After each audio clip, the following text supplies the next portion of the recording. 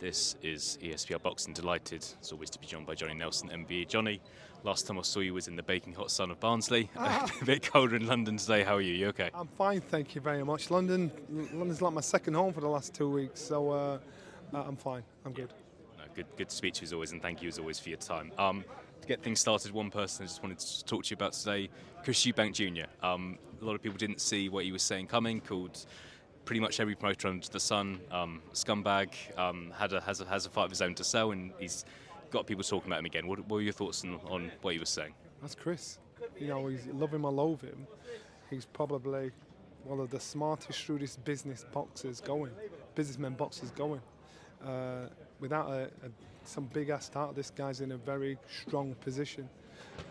He is his business, and so Chris decided to do a mic drop and say what was in his heart and soul, whereas a lot of fighters would probably like to do that, but they can't do that. They can't do that because they're scared of getting sued, or they're scared of the repercussions. But Chris, no, I actually thought, good on you, man. That's a bottle, boy.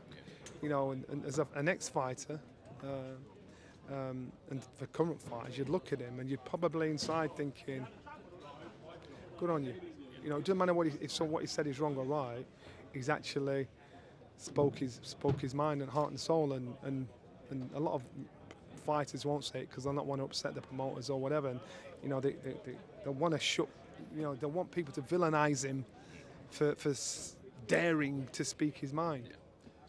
What do you think about him burning bridges, though? Like, promoters now working with each other more than ever. Wants to that kind of end fight, which obviously involves working with Matchroom Eddie Hearn and Frank Smith.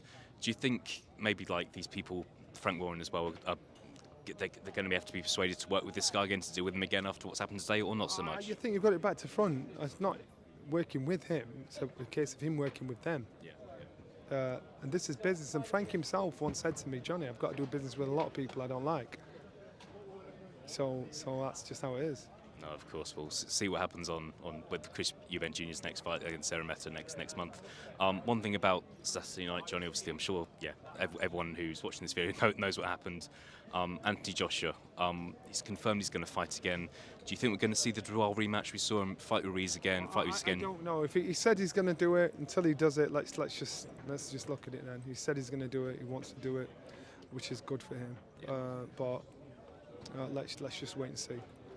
In terms of Dubois, people have been talking about potential fight between him and Tyson Fury.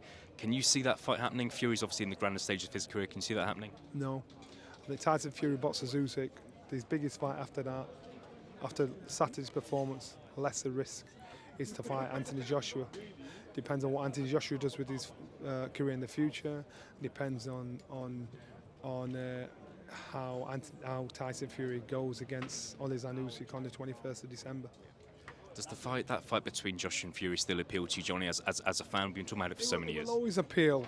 You know, it's like Manny Pacquiao, Mayweather. It would always appeal, but unfortunately, you know, it's when it happens. It happened too late. You know, we don't know. Do you think that both Josh and Fury still want that fight? Do you think it's a case of they're kind of hanging around for it? They'll always want it because it's a big money fight. They'll always want it. But it's a case of you've got two millionaires. And so it's a case of, well, do I need it? You know, do I want it? Am I sick of this? You don't know. But, you know, business-wise, I'm quite sure the businessmen behind them will talk them into doing it, if it does happen. Right, we'll leave it there. Johnny Nelson, as always, thank you very much. Thank you very much. Thank you. Right.